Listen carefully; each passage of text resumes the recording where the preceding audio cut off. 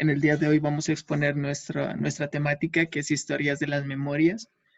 En el grupo está mi persona, Eduardo Alexander Arellano, Jesús Aldemar Galindres, Daniel Guerrero Guevara, Nicole Tatiana Paz Guerrero, Isabela Fernanda Palacios Díaz. Les vamos a comentar un poco de la historia. Entre descubrimientos y avances están situados en 1800 y 1930. En 1834, el científico Charles, considerado el padre de la computación, diseñó una máquina analítica, la cual posee una memoria donde los números podían ser almacenados para luego ser procesados. Dicha máquina fue considerada un proyecto ya que no se realizó y estaba diseñada para, mejor dicho, tenía la capacidad de almacenar 1000 números de 50 dígitos cada uno. También, cerca de 1900, jugaron un rol fundamental, digamos, las tarjetas perforadas, que fueron el primer medio para ingresar y almacenar datos e instrucciones a un computador. Las primeras tarjetas fueron fabricadas por la empresa IBM y en 1937 fabricaron de 5 a 10 millones.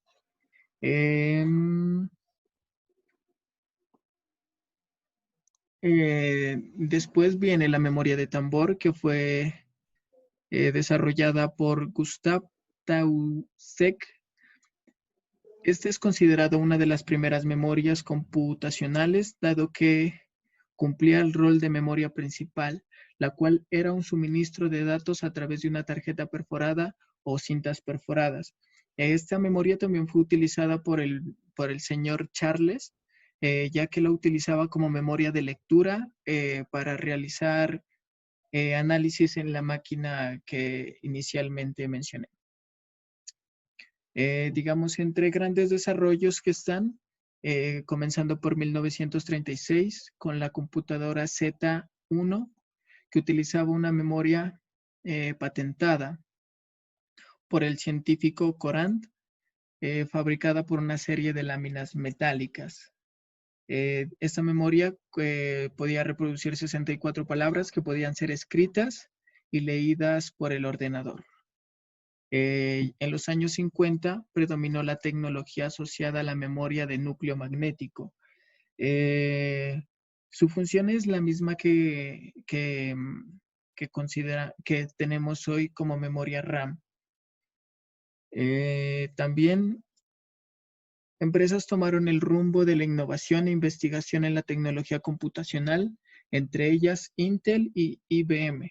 Pues Intel es una empresa que actualmente sigue funcionando y IBM fue la que desarrolló y patentó muchas tecnologías de las cuales hoy en día utilizamos. También en 1994 nos topamos con la memoria EDORAM, la cual tenía como función digamos, también tenía casi la misma función de una RAM, pero esta leía y reescribía los datos a la vez. En el 2003 ya nos encontramos con que en cada año, o sea, mejor dicho, a partir del 2003, cada empresa decidió invertir mucho más capital y mucho más dinero para desarrollar las tecnologías que hoy en día tenemos y en cada año se ha venido como mejorando, se venía mejorando la tecnología como tal. Y también, digamos, entre estas mejoras están en mejorar la transferencia de datos, la capacidad y las frecuencias con las cuales se emiten la información. También hay nuevas empresas a partir desde el 2003 y se han mejorado mucho los avances. Enseguida el funcionamiento. Bueno, la principal función de las memorias es tanto memorizar y almacenar datos de información durante un periodo de tiempo determinado. Eh, es que captar que la memoria proporciona una de las principales funciones de la computación moderna, que es el almacenamiento de información y conocimiento. Bueno, los pasos para, para el funcionamiento de las memorias se tiene como base primero la codificación, que es un proceso que utilizamos para transformar la información de modo que pueda ser almacenada. El segundo paso es el almacenaje real. Esto quiere decir que simplemente se da a guardar, guardar que es una opción que da cualquier sistema de computación para que la información quede guardada al fin.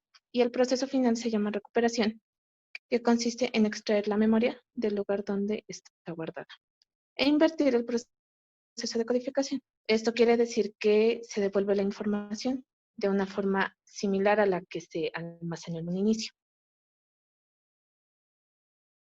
Bueno, también hay algunos tipos de almacenamientos.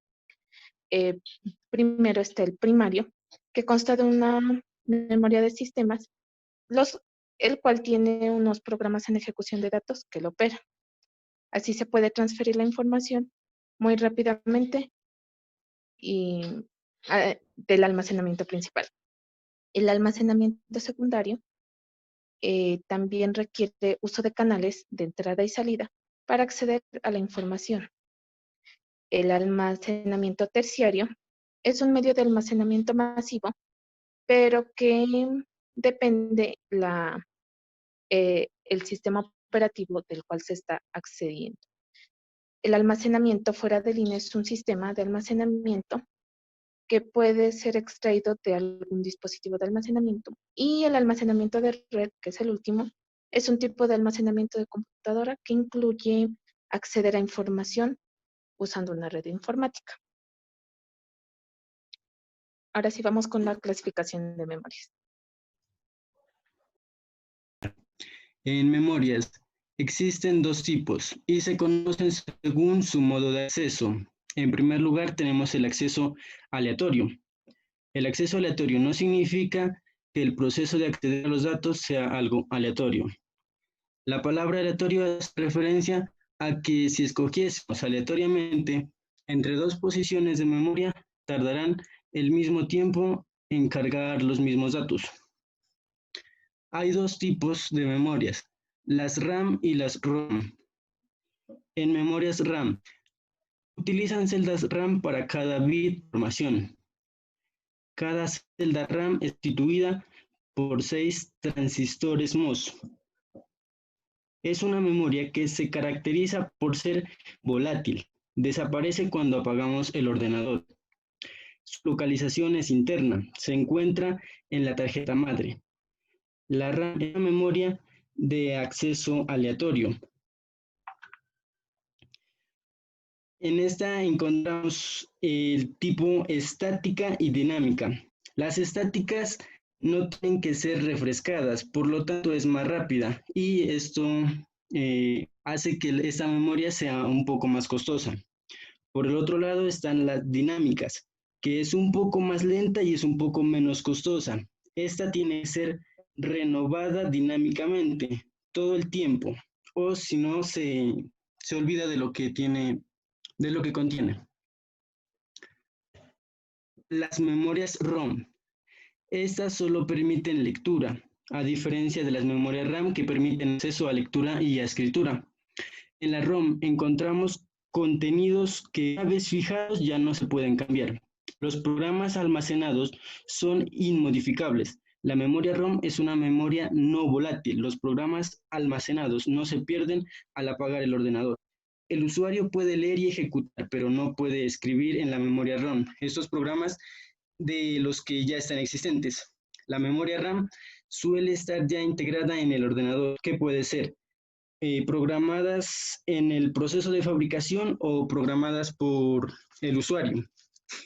En segundo lugar, encontramos memorias de acceso secuencial, que son memorias en las cuales para acceder a un registro en particular se tiene que leer registro por registro desde el inicio hasta encontrar el registro particular que contiene el dato que estamos buscando.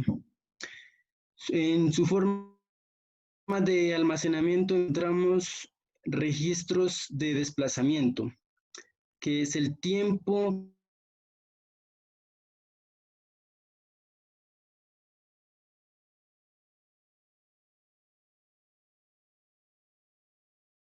y las FIFO consisten básicamente en una serie de registros de desplazamientos, es decir, el dato que entra primero es el primero en salir. Las LIFO, que también se conoce con el nombre de pilas, a diferencia de las FIFO, es que los datos que entran primero son los últimos en salir.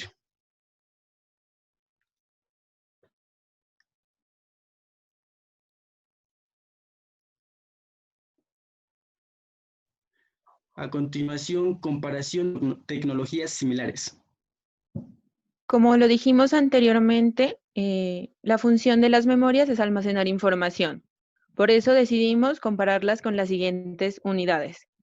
Tenemos un disco duro, un disquete y un CD en primer lugar, que las vamos a asimilar teniendo en cuenta su confiabilidad, su compatibilidad de hardware, su compatibilidad de software, la capacidad de almacenamiento y el precio. En el disco duro tenemos que tiene una confiabilidad muy alta. En hardware sabemos que todas las computadoras tienen uno, entonces no vamos a tener problema con eso, porque sabemos pues que el hardware es la parte que podemos ver y la parte que podemos tocar de las computadoras. La compatibilidad con el software nos dice que sin problema, sabemos que el software hace posible las ejecuciones de las tareas específicas pues dentro de un computador. La capacidad de almacenamiento está entre los 40 y 300 gigabytes. Podemos observar que es muy alta y de ahí que tenga un alto precio. El disquete, que deja de funcionar o se considera obsoleto para el año 2010, tiene una confiabilidad muy poca puesto que se daña fácilmente debido a que tiene unos campos magnéticos externos que están muy vulnerables con la suciedad. La compatibilidad de hardware es que en la mayoría de las computadoras cuentan con un disquete. La compatibilidad del software también es sin problemas, pero su capacidad de almacenamiento es muy poca.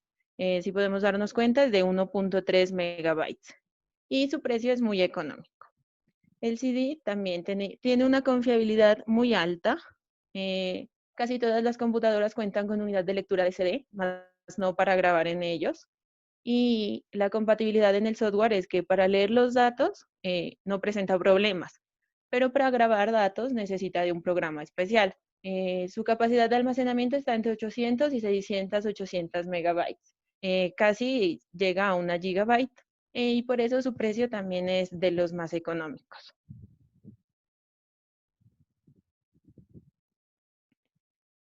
Otra unidad también que nos sirve para almacenar información es el DVD.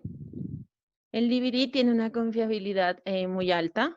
Como sabemos, no todas las computadoras cuentan con unidades de lectura y grabación de datos en DVD. En el software, para leer y grabar los datos, se necesita de un programa especial. Su capacidad de almacenamiento está entre las 4 y 8 gigabytes. También tiene un precio muy accesible. El pendrive, que prácticamente son las memorias, pues son los dispositivos portátiles de almacenamiento que nos permiten llevar información de un computador a otro. Obviamente tienen una confiabilidad muy alta. La mayoría de computadores los aceptan sin problemas. No hacen falta unidades especiales para leer los datos o grabarlos en ellos. Aquí hay un dato importante en la compatibilidad del software, que las computadoras con Windows inferiores al año 98 necesitan controladores adicionales. La capacidad de almacenamiento puede oscilar entre las 32 megabytes y 4 gigabytes. Tiene una capacidad de almacenamiento alta y el precio puede variar en función de su capacidad, pero pues los podemos considerar muy económicos debido a su versatilidad. Y las tarjetas de memoria también presentan una confiabilidad muy alta. La compatibilidad con el hardware es que es necesario una unidad especial para insertarlas, tanto sea una tarjeta de memoria de una cámara, de una agenda, de un PDA, vía USB. Y la compatibilidad con el software es que por lo general no hace falta instalar ningún controlador adicional. Y su capacidad de almacenamiento está entre los 32 megabytes y 16 gigas. Y el precio también varía en función de su capacidad y pues dependiendo del fabricante. A continuación, las aplicaciones. Bueno, al momento de hablar de las aplicaciones, vamos a hablar de las aplicaciones que se le da a la memoria RAM, a la memoria ROM y también al disco duro, que es algo similar a la memoria ROM. Bueno, en el caso de la memoria RAM, esta se la utiliza en dispositivos como computadores, celulares, televisores inteligentes, tablets, distintos dispositivos electrónicos que nos sirven para nuestro día a día, ¿no? Sabemos que la memoria RAM se caracteriza por ser capaz de llevar a cabo operaciones y tareas rápidas. Es la que se encarga de agilizar las tareas que estemos realizando en nuestro dispositivo electrónico. La memoria ROM, como bien dice aquí, se utiliza para almacenar los programas que ponen en marcha el ordenador y realiza los diagnósticos. ¿Qué quiere decir esto? Que en la memoria ROM nosotros podemos almacenar distintos tipos de archivos, ya sea música, imágenes, archivos de texto, PDFs, y todo lo que esto incluye, ¿no? Entonces, este tipo de memoria también la podemos encontrar en los dispositivos anteriormente mencionados y podemos mencionar también que tienen una relación muy grande la memoria RAM y la memoria ROM, ya que todos los dispositivos cuentan con estos dos tipos de memoria para poder realizar bien su funcionamiento. Ahora vamos a hablar también acerca del disco duro. Este disco duro especialmente se encuentra en dispositivos electrónicos como lo son los computadores, ya sea de escritorio o un computador portátil. El disco duro tiene un tipo de almacenamiento más grande, por lo cual puede servir de enlace entre un software y el resto del hardware. También sirve para administrar el sistema operativo de los computadores, almacenar programas, también guardar archivos, interactuar con el software con el cual estemos trabajando, almacenar videos, almacenar juegos, incluso instalar cualquier tipo de programa que tengamos ya descargado y que requiera que lo usemos. Entonces, el disco duro permite realizar tareas mucho más grandes, pues que necesitan una cantidad de datos mucho mayor a tareas pues menores que pueden realizar dispositivos como celulares o televisores inteligentes. Muchas gracias.